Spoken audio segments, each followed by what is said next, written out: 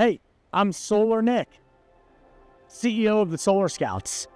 We're in Richardson, Texas, looking at a 24.6 kilowatt solar install that we just finished up in the last couple of weeks. Let's take a look. The back of this homeowner's house faces south, which is the most productive section of roof. And so they're using a whole lot of electricity. A large family lives here, and so we needed a really large system. Thankfully, it's a relatively low pitch roof. And so yes, we had to throw a few panels on the north side, but besides that, everything else is on the south, east, and west facing.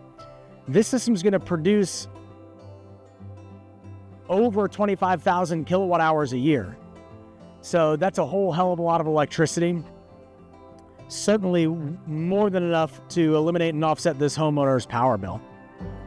So, did you know in Texas, you are not required to have a battery with solar? A common misconception we hear is most folks believe that when they go solar, they will never lose electricity again. What's up, Pete? Dude, how are you? Man, you're looking sharp. Mr. Pitballs, I love it. Anyways, just getting some imagery of the solar. So, yeah. Everything going well so far? Absolutely. Did you call TXU yet or not yet? I would be calling. Okay. No, sir. If you want me on the line too, I can help you do that too. Sweet. Cool. All right, drive safe. I'll see you soon. Thanks to net metering, on a bright sunny day like today, you're going to share your surplus electricity with your neighbors and with the grid. It just flows out through your meter. While that happens, you build a bank of credits with your grid electric provider. The obvious thing about solar is the sun shines during the day. It does not shine at night. And so at night, you still will draw electricity from the grid. With the properly designed system, you'll just use the credits that you built on the brightest and sunniest days, and that means that you won't have any electric bills at night. You'll just use the credits instead. Let's go take a look at their meter. I want to show you it rolling backwards because of how bright and sunny it is right now. So this system is solar only. A common misconception about solar is that solar alone is a backup power solution. Unfortunately, that's not the case. Without a battery or without a generator, in a grid-tied system, in the event of an outage, your system would also shut down. Most of our clients are going solar to reduce their cost of electricity. And that's exactly what this system is designed to do. As you'll notice right here, the meter is racing backwards. You see these two dots? They're flowing from right to left, which means that we are producing a surplus of electricity right now. And so this surplus power is flowing out back into the grid, and the neighbors surrounding this home are actually using that electricity. And so this homeowner is building a bank of credits while that's happening. So again, we've got a huge 24.6 kilowatt system up above us. All that electricity drops down here into our combiner box. We had to do a custom box for this home due to the size of the system. The Enphase manufacturer combiner box can hold up to 53 panels, and this is a larger system than that. I think we're close to 60 or maybe 62 panels on this system. I'll do the math and get back to you on that. Because of that, we've got more branches or more circuits, and so that's why we need these custom boxes to combine all that electricity. This is the rapid shutdown switch. If ever there were to be an issue in the home, like a fire, not because of our systems, but maybe a lightning strike or a candle or something like that, the fire department could come right here and shut the whole system off really rapidly. So this is the west side of their home. Let's go take a look at the south side of their home.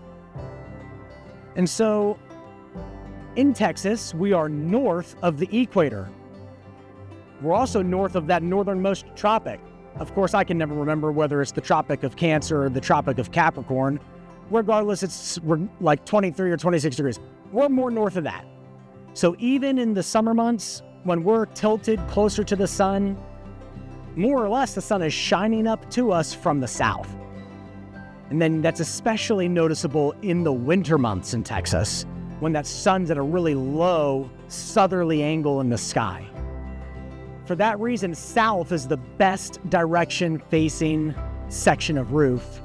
Or if you're doing a ground-mounted system, you'll notice that in the northern hemisphere, all of those panels are mounted such that they're facing the south.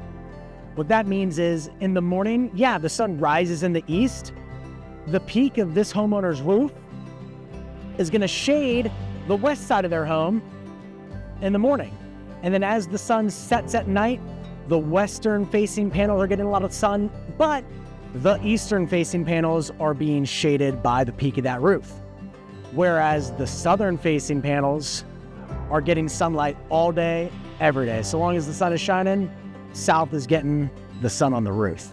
As you can tell, this home is really well set up for solar. There's no trees shading the roof whatsoever. Before going solar, those shingles were getting beat up by the sun all day, every day. So that actually heats up the attic spaces. It makes more work for your HVAC unit to cool the home. As you can tell, there's a little bit of shade underneath the panels. So most of our systems are mounted on rails. The panels then end up shading that roof. There's about a 2 or 3 inch air gap there. So when there's a breeze, it's flushing that hot air out from underneath it. So it actually ends up shading the roof, depending on the coverage amount of your system. That could result in some energy efficiency savings by keeping the attic space a little cooler in the summer months as well.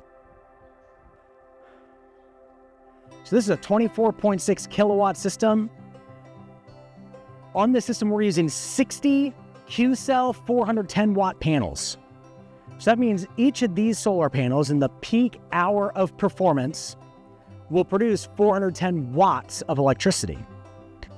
That's also equal to 0.41 kilowatts of electricity. So 24.6 kilowatt system means in a peak hour of production, this system would produce 24.6 kilowatt hours of electricity.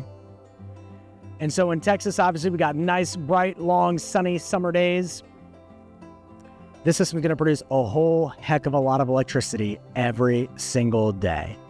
If we had 10 peak hours of production, it would produce 246 kilowatt hours in that day of electricity. Multiply that by 365, boom, huge. Obviously, there's some variability to our weather. Not every day is a bright and sunny day, and it's not always summertime. Even though we'd love to have an endless summer, winter is coming. If you're looking for a way to reduce how much you're spending on power, reduce your carbon footprint, protect your home with a backup power solution, or just flex on your neighbors, I'm Solar Nick, CEO of the Solar Scouts. We got your back.